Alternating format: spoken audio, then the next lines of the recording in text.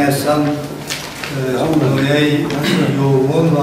خوالی یوگا سواری که چیزی که آقای شما میدونید در دوره زمستون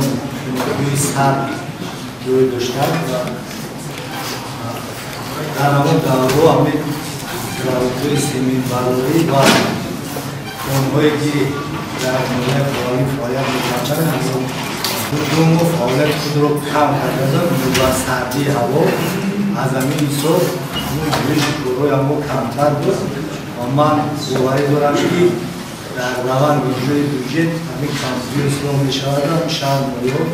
نقشه شده پورا تمام میاد. در مسئله سوال دیوتون هم رو خیلی کردن که مفتی دوری حکومت جمهوری ترکستان در وزارت مولیه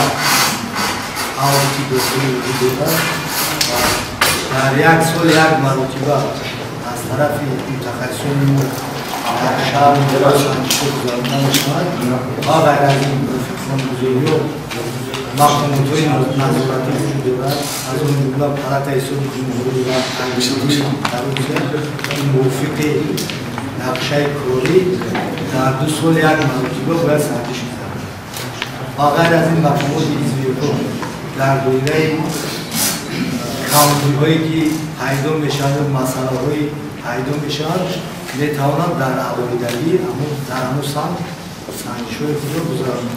این در جامعه عملمنده باشد و